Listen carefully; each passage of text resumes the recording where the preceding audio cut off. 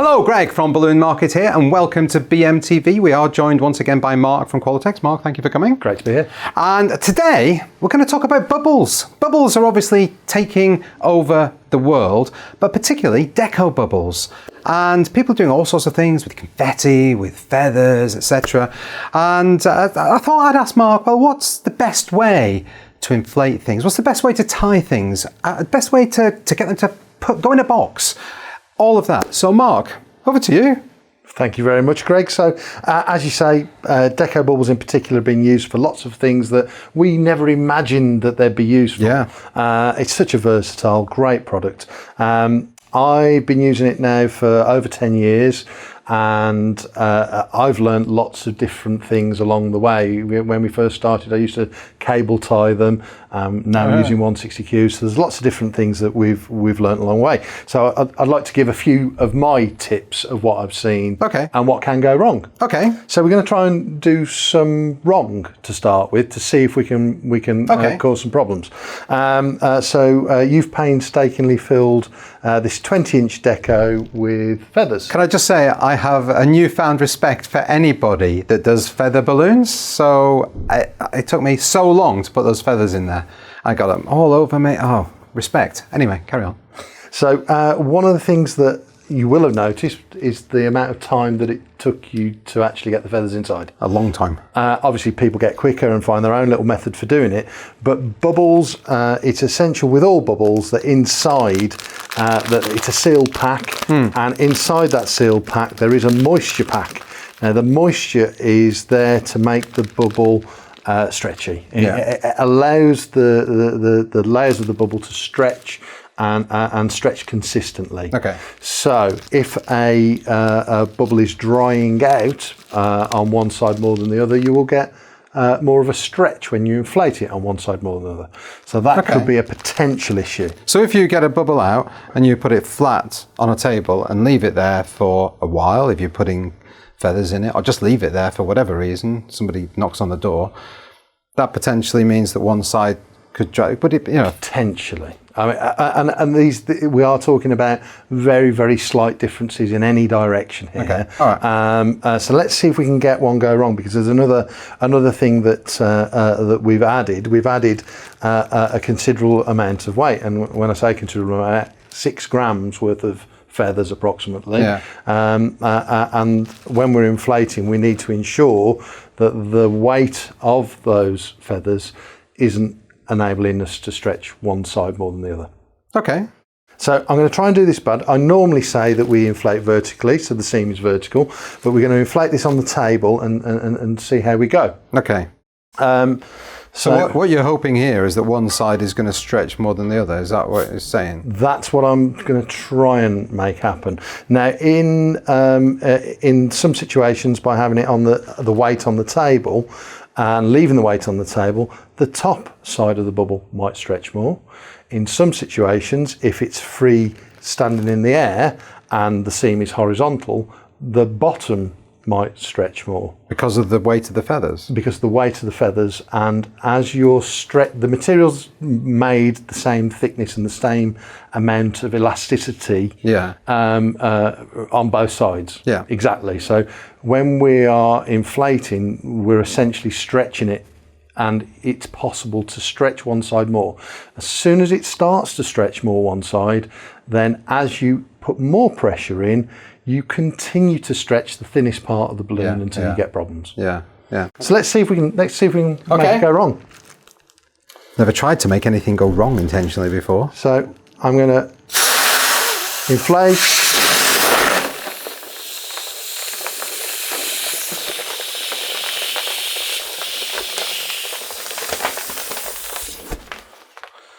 So can you see that the side that wasn't on the... I can't really see from this angle. Do you want to...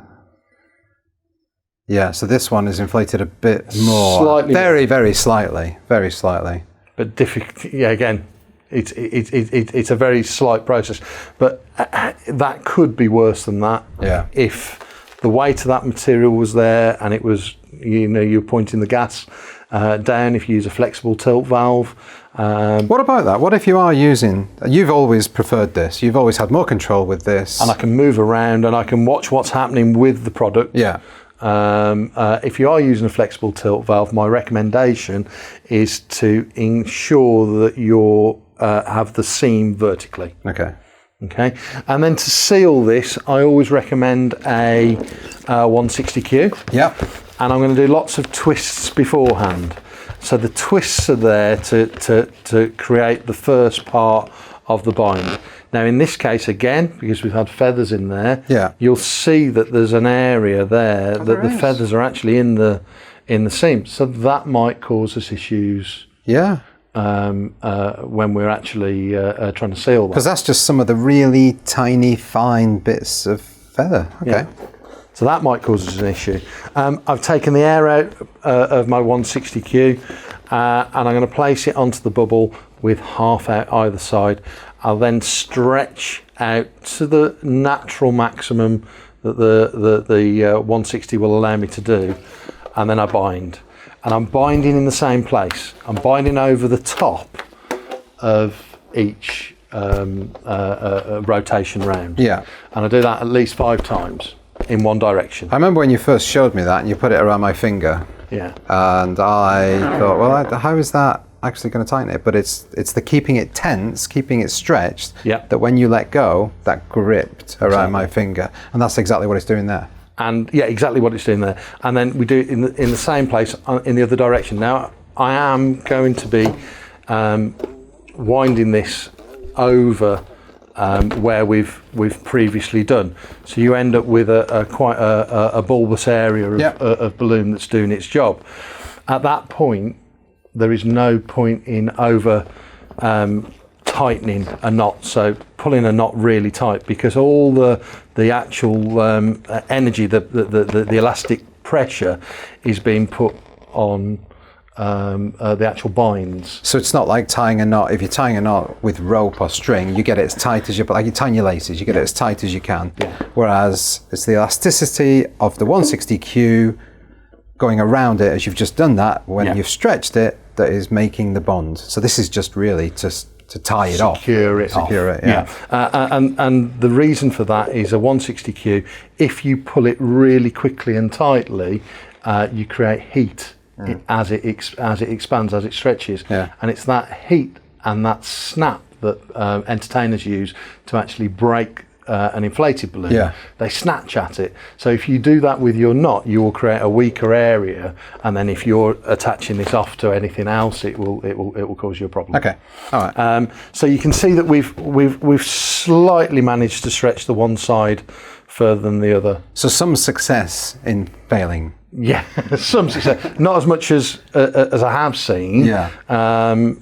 So you think that's down to purely the weight of the confetti, or the weight of the feathers, or whatever you're putting in there? The weight, the style of inflation. If you inflate very, very slowly, which we can try on our 24-inch, okay, then you stretch this part of the balloon quicker than you actually stretch the seam.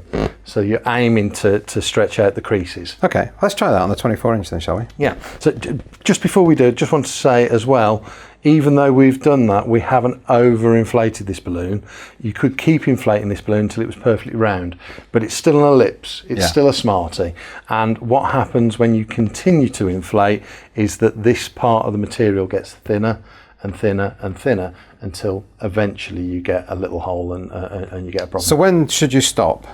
You should stop when you've removed the majority of the creases. If you look very, very closely, you can actually still see little tiny creases there, because that's the process of heat sealing it. Yeah. When we make the two sides together. But you should be aiming for a nice ellipse. Okay. All right. So this time we've got confetti inside. So what are we going to do? We're going to keep this flat on the table again.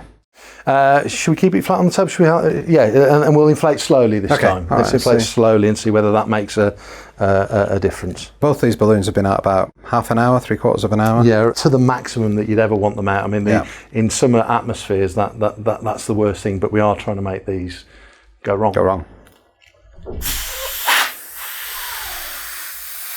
so used to doing this fast. It's really difficult to do it slowly.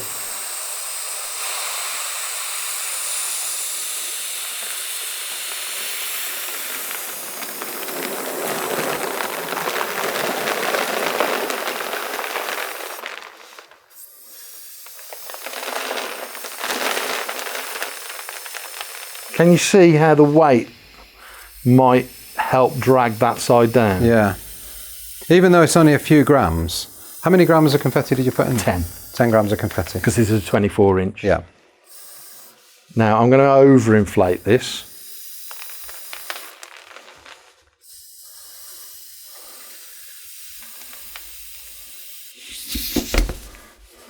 Okay. Okay. So again, how's it looking? Can you see that this side is slightly? It's quite hard on that one. It's more difficult with the 24 inch, yeah. But it is slightly ellipse to this point here. Okay. So this is slightly more stretched than this side here. All right. But it is, as I say, it's difficult. I find it difficult to intentionally do it. But had you continued to inflate that and overinflate it further, that would have exacerbated it, I guess. I'm not saying do it, yeah, okay. Because that'd scare me a bit. Okay. If it was to burst. Yeah, but is that potentially what could happen? It would be, and you know, I think this is where people say that they struggle to get the balloons into balloon boxes. Yeah. Yeah. You're into the bubble box. So that's overinflated. Slightly. So if we were to try and get that into a bubble balloon box, we could try. Have we got a bubble balloon box? I think just like that. It's funny you should say that. That's funny I should say that. There we go. Ta-da! Nothing in the box. I feel I should be pulling a rabbit out or something. Okay. Actually fits all right. Oh, maybe not. Oh yeah, it is. Slightly overinflated. It is, yeah. And therefore it's slightly... Yeah. I mean, you get away with it, but it is slightly overinflated. Well, all it needs is, particularly somebody opening it with a pair of scissors or something like that, and that's it, the balloon's gone. Yeah. So, okay. Cool. When we inflate one to the right size in a minute, I think we're going to do that. We'll try that again. So the other thing that happens, obviously, to get the confetti, you've got to put a bit of air in, and I think people do that at the end. So the other thing that's going to happen is then people are going to put a hand pump on, are going to continue to inflate once they've got it to the perfect place. So my advice would be with the confetti balloons, to put your air in first. Yeah, and that's to get it to stick. And that's to get the confetti to actually stick to the outside, because that can cause you a problem as well. Okay, all right.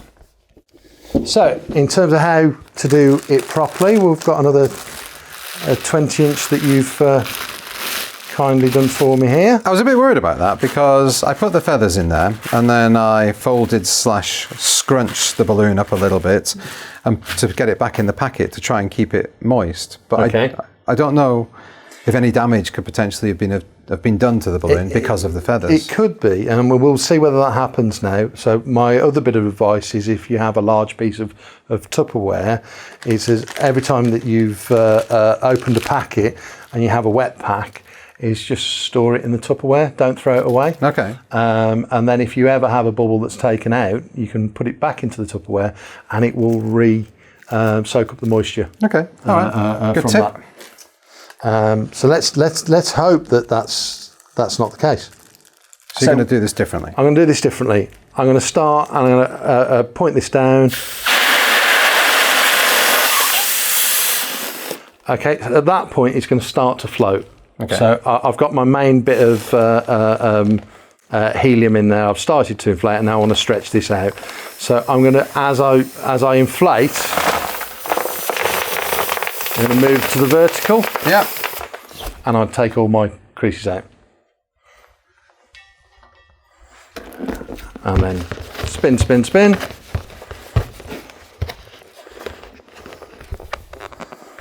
And then knock this off.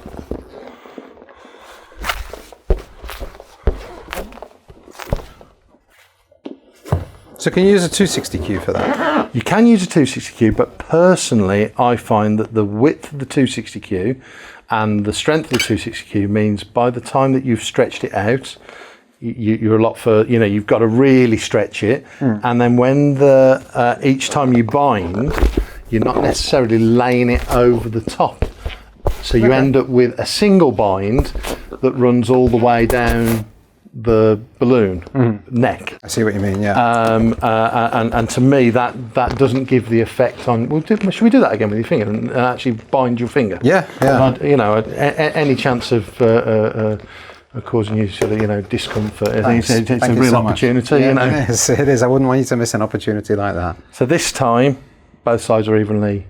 I should turn it this way so I can see. Oh yeah. I reckon we can get a ruler and measure that. But yeah. Yeah, well, maybe we should. Yeah, okay. So I'll put that one over there for that differently. So again, what we're doing is that we're taking the... So explain to everybody why you take the air out. Take the air out so that as we bind, we don't create little bubbles, which are weaknesses in the balloon. Yeah, okay. And then as we stretch it out, the balloon's at its maximum stretch. And then as we bind over the top of each one and let go... Fingers changing colour. Yeah, but that's exactly what happens inside. I think that's enough for you. Okay, yeah, thanks. No, that's a really good example to demonstrate what's actually happening when you do that, because you've got to keep the stretch in it as you're binding. So, excellent. And then again with our 24-inch.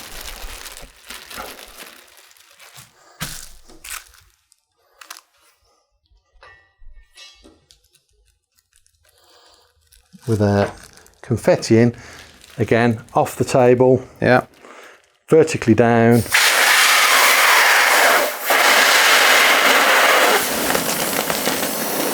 Now this is the key point of all the inflation, is when you get to that point where it's starting to stretch the outer side, and that's where we're going to lift to the vertical and we're going to keep the pressure on.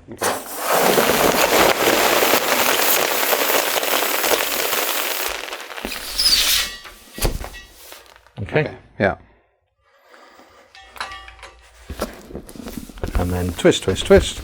So you did that quite quickly, and you said earlier on you don't like doing it slowly because it can. Is that just because it can miss shape, or is the? I think the slower that you do it, the less pressure that you put in the balloon to stretch the seam.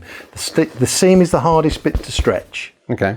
And that's the bit everybody's measuring with their eyes to stop at the right point. Yeah. So if you put it in faster, you'll stretch that bit out first. All right.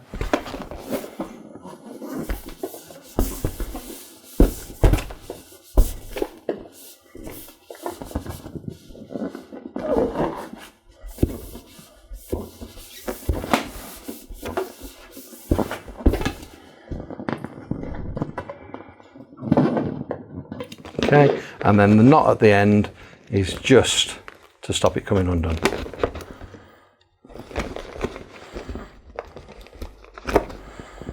Should we do a bubble box test? Just show me first of all. Let's have a look.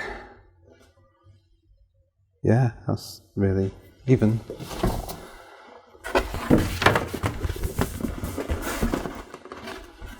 Wow, that's amazing. Because it didn't look like it was... The other one didn't look like it was overinflated. No, it didn't really look that much more inflated than that one. But just that second or so more of inflation, or a couple of seconds, whatever it might be, that's still got space in there. That's got plenty of room in there still to move. What, another centimetre or half a centimetre or something there. Yeah. Okay. Wonderful. So hopefully that resolves a lot of issues that we've had. No, that's great, Mark. So, any other tips? Any other advice? Anything else people can be doing correctly, or do you think that's? I've been having a little play with heat sealing them. Okay. Is that something we want to? Well, maybe we should do that. So we should do the thing. Yeah, just do the thing. All right, you ready? Back in a second. And we're back in the room. Anyway, Mark, so you've been experimenting. Yes, so we've got a heat sealer here and a 20 and a 24-inch Deco Bubble. What I've done is I've turned this down to just above 1. Okay. So on this particular heat sealer, it's just about 1. On the one I used at home when I tried it the other day, it's just about 1. So it is. So you've got to experiment a little bit. You've got to experiment a little bit, and I'll show you what to look for when we've inflated. So why have people not heat sealed bubbles generally? Availability of a heat sealer. Okay. You know, why would Pioneer promote that they only could use a Deco bubble, you know, and they need to buy a £70 heat sealer? Okay, So that's right. a potential issue. Yeah. But in effect, we heat seal every Deco bubble to create it. Okay. Yeah. So it has to work. So I started to play with what the temperature is and is it practical to do? So you've got quite a small neck. So is it going to be practical to actually do that? But I was really surprised at the additional float life I got, especially on top of binding it the way I do. Yeah, you were saying, because so you've inflated a couple on February the 9th. February the 9th. Yeah. The day of filming, it is the 22nd of March. And the Deco bubble that you heat sealed is Still looking as good. new. Yeah. As new. And the one that you tied with the 160. Totally deflated. Wow. That is I quite impressive. It's certainly worth us trying. So I'll start off with a 20-inch Deco. Yep. Again, I'm leaving these sealed for as long as I can before we inflate, and I'm fully unfolding. And then we'll inflate as we normally do. Yeah.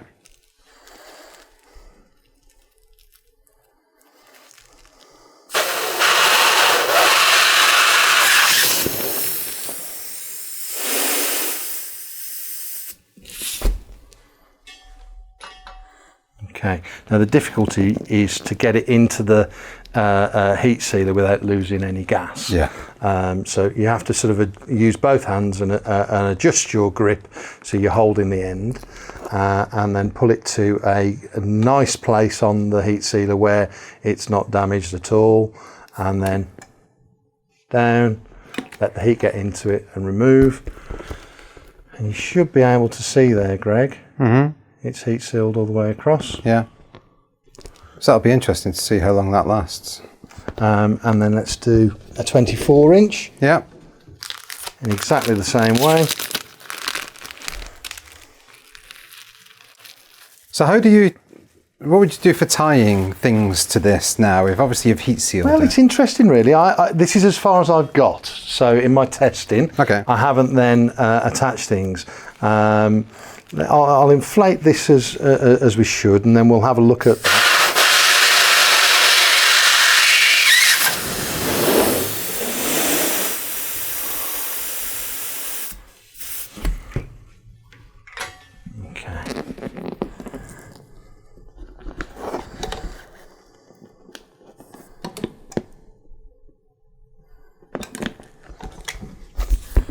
So,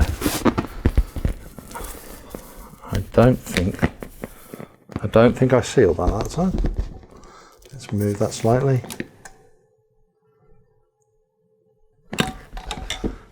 Okay, so that's got a better seal on there. Yeah.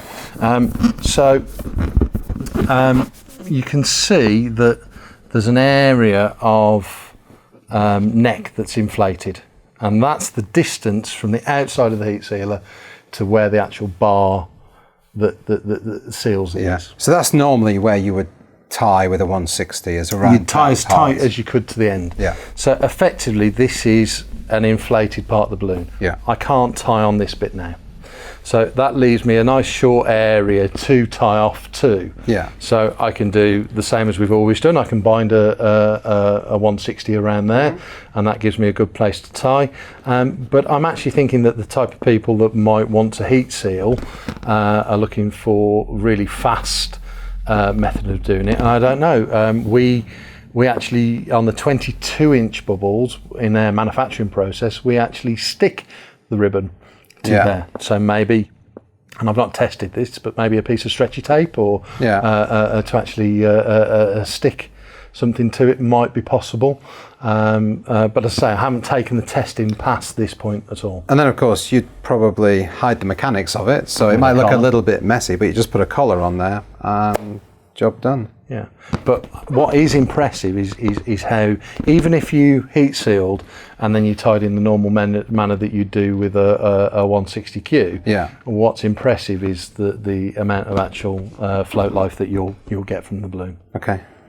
That's fantastic. I'm really interested to see how long these stay Yeah, it's sealed just and how a- long they... So I'll probably do a Facebook Live or YouTube Live or something in the future and just show these actual balloons from today, the 22nd of March. Anyway, Mark, thank you so much for showing us those tips on bubbles and how to use them. Thank you all for... You wish our question of the week, Mark. I knew that was coming. Yeah, oh, you knew. And I thought, well done, well done. So what other issues do people have when they're using bubbles? Maybe it's something that we can investigate. Yeah, absolutely. If there's anything else that you experience or any problems that you've got, let us know. Leave the comments down below on Facebook and on YouTube, and We'll do our best. We'll try and deal with those. Okay, cool. Thanks. Thank you for watching. Thank you for subscribing. See you next time. Bye.